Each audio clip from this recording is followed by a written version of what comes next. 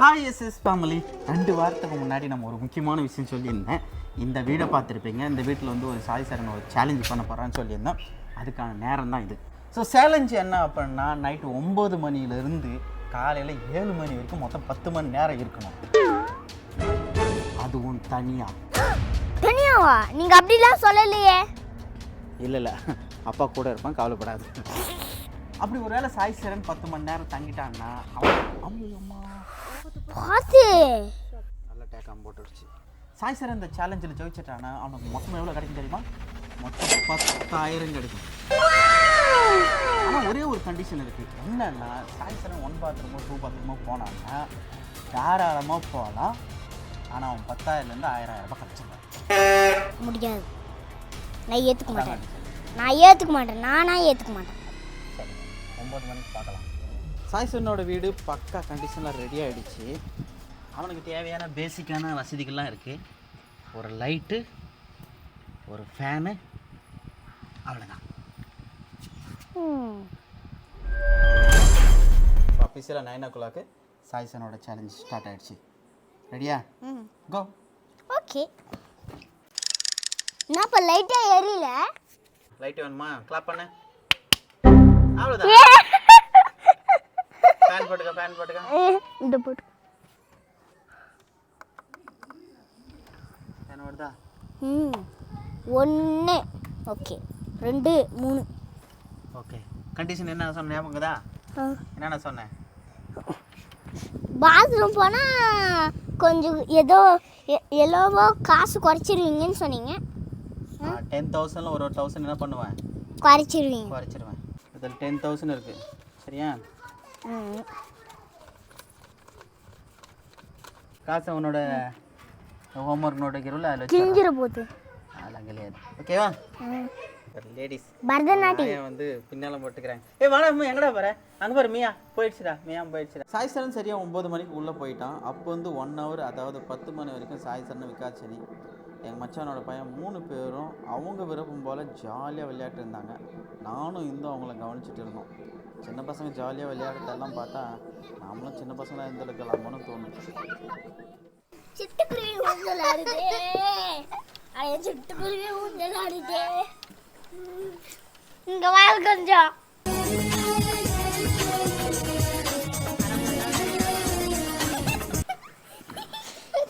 இது பண்ண water melon star. ஆனா அது காமியாத இருக்கு. ஜிங்கிச்சிக்கா ஊஞ்சலாடுதே. அடையா சிட்டுக்குருவி ஊஞ்சலாடுதே. ஜிங்கிச்சிக்கா ஜிகாச்சா ஜிங்கிச்சிக்கா ஜிகாச்சா.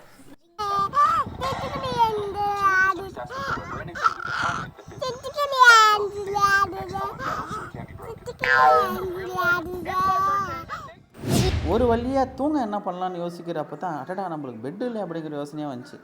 அடுத்த செகண்ட் ரெடி பண்ணிட்டோம். வந்துருச்சு, நம்மளுக்கு தேவையான பெட்டெல்லாம் வந்துருச்சு. இது நம்மளுக்கு ஃபேனுங்க, ஒரு பெட்டு, அதுக்கப்புறம் கொசுவத்தி கொளுத்தி வச்சுருக்கோங்க. அவ்வளோதான். சாய் சரணுக்கு தண்ணி வேணுன்னா தண்ணி. ஆனால் என் மைண்ட் அதை கேட்க மாட்டேங்குது. நீ தூங்காதுன்னு. டைம் 10:30 மணி ஆகுது. நேற்றுக்கு மட்டையாயிட்டுக்கோம். 9 மணி ஆச்சுன்னா சாய் சரண் தூங்கிடுவான். அன்றைக்கி தூங்கவே இல்லை. அது முக்கியமான காரணம் என்னென்னா, இங்கே இருக்கிற கும்மு இருட்டு ஒன்று. என்ன தான் சிட்டியாக இருந்தால் கூடமே வீட்டுக்கு மேலே ஏறி பார்த்தேன், இங்கே சரௌண்டிங்லாம் சுற்றி பார்த்தா அவ்வளோ இஷ்டக்குது. அது ஒரு முக்கியமான காரணம். 2வது வந்து பார்த்தீங்கன்னா, மழை வர மாதிரி இருக்குது. காற்று வேகமாக அடிக்குது. மழை வரத்துக்கான அறிகுறி தருது. மழை வந்தால் என்ன பண்ணுறதுன்னு தெரில. அது 2வது சேலஞ்சு. 3வது சேலஞ்சுன்னா, இங்கெல்லாம் பாம்போட நடமாட்டம் இருக்கிற இடம். இந்த இடத்துல இந்த சந்துங்கள்லாம் வரதுக்கு வாய்ப்பு இருக்குது. மேக்ஸிமம் வராது. வந்துச்சுன்னா கொஞ்சம் கேர்ஃபுல்லாக இருக்கணும், தூங்காமல் பார்த்துக்கணும். இப்படியே சொல்லிட்டு இருக்கும்போது தான் இது நடந்துச்சு. இப்போ கண்டிஷன் போட்ட மாதிரி சாய் சரணுங்கிட்ட இருந்து 1,000 ரூபாய் திருட போகிறோம். ஒரே ஒரு 1,000 ரூபாய் தான். எஸ், ஓகே, கோ கோ கோ கோ கோ கோ. எஸ், 1,000 ரூபாயை வாங்கிட்டோம். ஒரு வாட்டி உச்சா போனதுக்கு 1,000 ரூபாய். ஓகே, நான் 9,000 இருக்குது உங்கள்கிட்ட.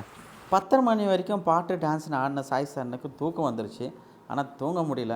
அதுக்கு காரணம் சேலஞ்சு இல்லை, ஆனால் வேறு ஒரு பிரச்சனை வந்துருச்சு. வேற என்ன, பசி தான். சாப்பிட்லாம் சாப்பிட்டேன். சரி தூங்க தானே போகிறோன்னு சாப்பிட்டேன். எங்கே சாப்பிட்டு கூட எனக்கு தூக்கமே வரல சுத்தமாக. சரின்னு நானும் விகாசினியும் ஏதாவது வாங்கிட்டு வரலாமல் கடைக்கு போயிட்டு இருந்தோம். அதுக்கப்புறம் பசிச்சிச்சு, அப்பாட்ட சொன்னேன், வாங்க போய்க்கிறாரு. இப்போ தான் நம்ம எதிர்பார்த்துருந்த செகண்ட் தடங்கள் வந்துச்சு. நினச்ச மாதிரியே வந்துச்சு. அப்பா வேறு கடைக்கு போயிட்டுக்கிறாரு, என்ன பண்ணிக்கிறாருன்னு தெரியல. இங்கே பாருங்க எல்லாம் ஜோராக வருது. கொஞ்ச நேரத்தில் நானும் விகாசினி ஸ்நாக்ஸ் வாங்கிட்டு வந்துட்டோம். மழையும் விட்டுருச்சு. சாய் சன்னு விகாசினியும் ஸ்நாக்ஸை கொஞ்சம் சாப்பிட்டுக்கிட்டாங்க. விளக்கமாக உங்களுக்கு பேக்கரி ஐட்டம் ரொம்ப ரொம்ப கம்மியாக தான் வாங்கி கொடுக்குறது. நைட் டைமில் வாங்கி கொடுக்கக்கூடாது, வேறு வழி இல்லை. அப்போ தான் இன்னொரு சம்பவம் நடந்துச்சு. சாய் சார் இன்னொரு 1000 ரூபாய் இலக்க நேரிட்டுச்சு. 1000 ரூபாய்னா 1000 ரூபாய் தான். இப்படியே வேணா அரை மணி நேரம் கூட தாங்க, எல்லாம் போயிடும் போலக்குது. ரெண்டாவது வச்சா அவன் போயிட்டான். யாருக்கு இந்த சேலஞ்சு பெனிஃபிட்டாக இருக்கோ இல்லையோ, விகாஸுக்கு பெனிஃபிட்டாக இருக்குது. பாரு வேலை நடந்துனுக்கு பாரு எவ்வளோ ஜோரா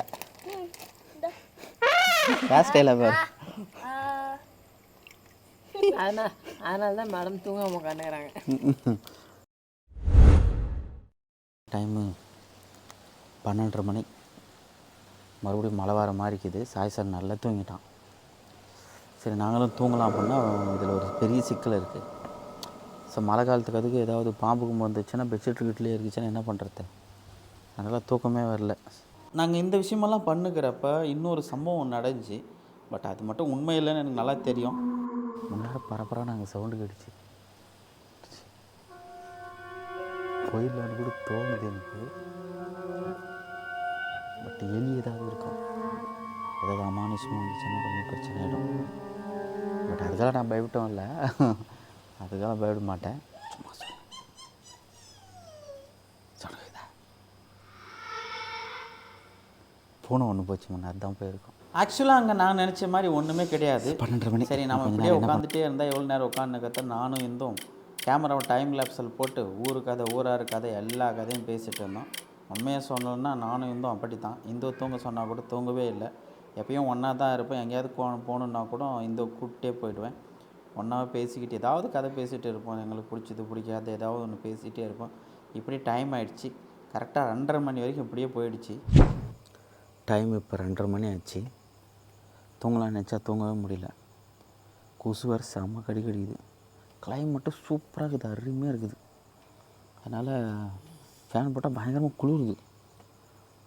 கொசுவை மட்டும் ஒழிச்சிட்டாங்கன்னு வச்சுக்கோங்க, நைட்டு வந்து சொர்க்கம்.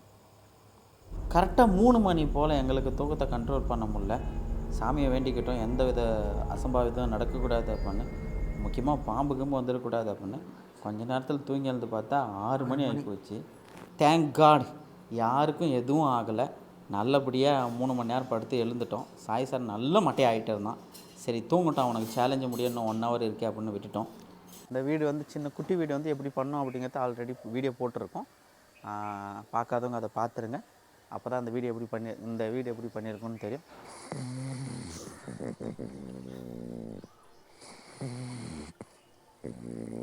கரெக்டாக 7 மணி ஆகி போச்சு. என்னால் முடியல.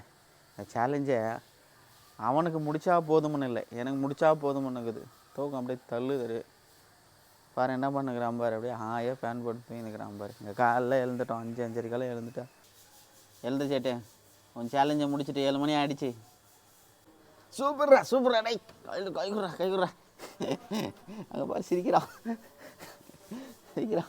உன் காசை எடுத்துக்கலாம். இப்படி காட்டுப்பாரு, கேமராவில் நல்லா தெரினா பாரு. இதெல்லாம் ப்ரூஃபு. 7,000 7,000 தான் சரி. 1000 ரூபாய் வந்து பார்த்தீங்கன்னா உச்சா விட்டுறதுக்கு எடுத்து விட்டேன்ல, அதுக்கான காசு. இது வந்து நீங்கள் கேட்கலாம் என்னென்னா, உங்கள் மகனுக்கு தானே கொடுக்குறீங்க, 7,000 திரும்ப வாங்கிக்கணும். அங்கே ஒரு பேங்க் ஒன்று இருக்குது, இந்து பேங்க்குன்னு. அங்கே போச்சுன்னா 1 ரூபா கூட திரும்பி வராது. வீடியோ முடிச்சிடலாம். தேங்க்யூ ஃபார் வாட்சிங். அடுத்த வீடியோவில் பார்க்கலாம். தேங்க்யூ, பாய் சொல்லிச்சுட்டு